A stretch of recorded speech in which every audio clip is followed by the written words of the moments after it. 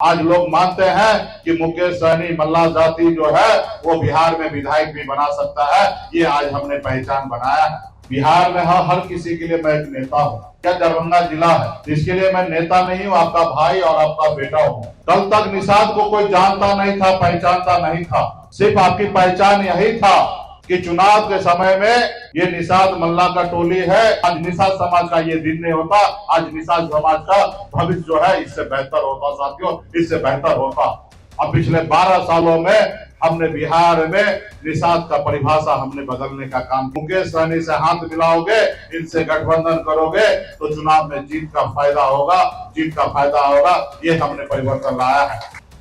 और उनको दलित का पीड़ा उनको अगर दिल में नहीं होता तो आरक्षण की लड़ाई आपको नहीं होता और संविधान में आपको 15% आरक्षण नहीं मिलता। वीआईपी सुप्रीमो मुकेश सहनी दरभंगा पहुंचे और उन्होंने बड़ा ऐलान कर दिया है। दरअसल उनका कहना है कि निषाद अब केवल मछली मारने वाला नहीं, सरकार बनाने वाला भी है। साथ ही उनका कहना था कि 12 सालों में आपके सहयोग से हमने निषादों की परिभाषा बदल दी है। देखिए, एक और मुकेश सहनी लगातार अब एक्टिव मोड में नजर आ रहे हैं और एक बार फिर से वह दहाड़े हैं। क्या कुछ कह रहे हैं, पहले उनके पूरे बयानों को सुनिए। और दरभंगा जिला या गोराबोराम कुशेश्वर के अलावा बिहार में हर किसी के लिए मैं एक नेता हूं, लेकिन खास करके आप जिस जगह पर बैठे हैं वो कुशेश्वर विधानसभा क्षेत्र है।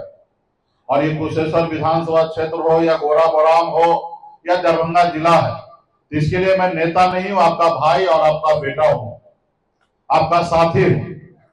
और आप सब जानते हैं कि पिछले 12 साल से लगातार खास करके निषाद समाज के हक अधिकार के लिए हम लोग संघर्ष कर रहे हैं, लड़ाई लड़ रहे हैं।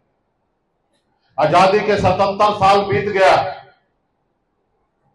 कल तक निषाद को कोई जानता नहीं था, पहचानता नहीं था। सिर्फ आपकी पहचान यही था कि चुनाव के समय में ये निषाद मल्ला का टोली है, ये बिंद का टोली है, ये मुखिया का टोला है।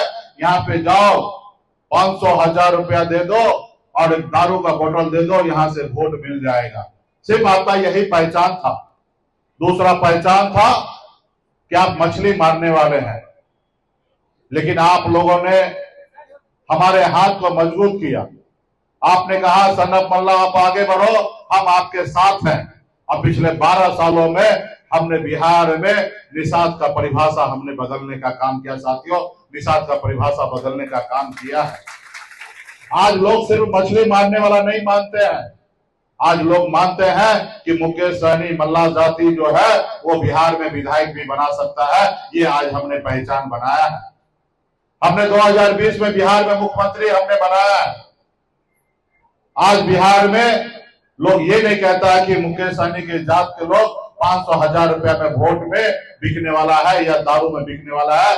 आज लोग मानता है कि मुकेश सहनी से हाथ मिलाओगे, इनसे गठबंधन करोगे तो चुनाव में जीत का फायदा होगा, जीत का फायदा होगा। ये हमने परिवर्तन लाया है। तो इसलिए साथियों, अभी विनोद बम्पर जी ने कहा, बाबा साहब भीमराव अम्बेडकर का नारा था, संघर्ष करो, शिक्षित हो, संगठित हो और संघर्ष करो। यानी कि एक रोटी कम खाइए लेकिन अपने बच्चे को पढ़ा लिखा के काबिल बनाइए। अगर आपके बच्चे पढ़ेगा लिखेगा नहीं तो उसको लोग गुलाम बना के रखेगा।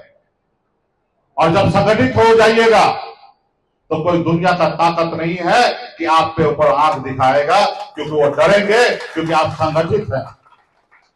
और जब आप संघर्ष कीजिएगा, जैसे आपके पूर्वज ने संघर्ष किया और देश को आजादी दिलाया, और आज आजाद भारत में अगर हम लोग सांस लेते हैं तो ये हमारे पूर्वज का देन है कि हमारे पूर्वज ने संघर्ष किया, जिसके बदौलत आज हम मजबूती से अपनी बात को रखते हैं। उसी तरीके से आज अगर आप संघर्ष कीजिएगा, जैसे आज 12 साल से आप और हम मिलकर संघर्ष कर रहे हैं, आज बिहार में हमने परिभाषा बदला, उसी तरीके से आप और हम संघर्ष करेंगे तो निश्चित तौर पे आने वाला समय में निषाद को एससी का आरक्षण का दर्जा मिलेगा। और आने वाला समय में निषाद का बेटा जब पढ़ाई लिखाई करेगा तो उसको सरकारी नौकरी मिलेगा साथियों, सरकारी नौकरी मिलेगा। काश अगर 30, 40 साल, 50 साल पहले हमारे पूर्वज अगर संघर्ष करते, लड़ाई लड़ते, तो आज निषाद समाज का ये दिन नहीं होता। आज निषाद समाज का भविष्य जो है इससे बेहतर होता साथियों, इससे बेहतर होता। लेकिन कल के नहीं किए, आज आपको करना पड़ेगा। इसलिए साथियों, इतिहास गवाह है, आपके लिए लड़ाई आपके अपने ही लड़ेंगे, आपके अपना भाई लड़ेंगे, आपका अपना बेटा लड़ेंगे, या आपका अपने जात के लोग लड़ेंगे। दूसरे लोग आपके लिए लड़ाई नहीं लड़ने वाला है। आजादी के 77 साल बीत गया, एक नाम बता दिए पूरे हिंदुस्तान में किसी दूसरे के लिए किसी दूसरे लोगों ने कभी किसी ने काम किया और किसी को कुछ लाभ देने का काम किया? नहीं दिया। अगर कल्पना कीजिए, बाबा साहब भीमराव अंबेडकर अगर दलित के घर में जन्म नहीं लेते और उनको दलित का पीड़ा उनको अगर दिल में नहीं होता, तो आरक्षण की लड़ाई आपको नहीं होता और संविधान में आपको 15% आरक्षण नहीं मिलता।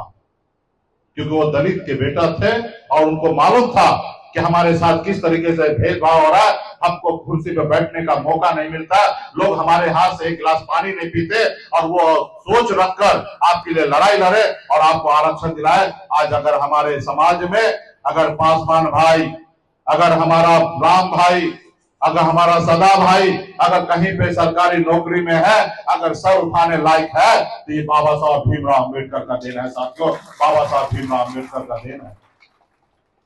कल्पना कीजिए कि अगर मंडल कमीशन बीपी मंडल जी के नेतृत्व में अगर नहीं लागू होता, तो इस देश में आज जो अति पिछड़ा ओबीसी जो है अगर मुखिया अगर बन के है, तो ये उनका बीपी मंडल का देन है। आरक्षण अगर 27% नहीं होता।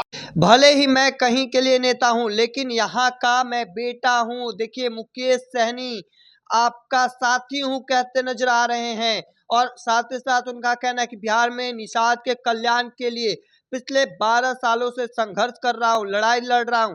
आजादी के बाद से निषादों को कोई पहचानता नहीं था। चुनाव के समय केवल निषादों के वोट खरीदा जाता था, लेकिन 12 सालों में हमने निषादों की परिभाषा बदली है। अब देखिए मुकेश सहनी अब आगे क्या कुछ करते हैं, यह भी देखना दिलचस्प होगा। वहीं मुकेश सहनी देखिए कल दरभंगा पहुंचे और जमकर दहाड़े हैं। अब देखते हैं आगे क्या कुछ निकलकर सामने आता है। तब तक के तमाम हर अपडेट को देखते रहने के लिए इंडिया टॉप देखते रहें। धन्यवाद।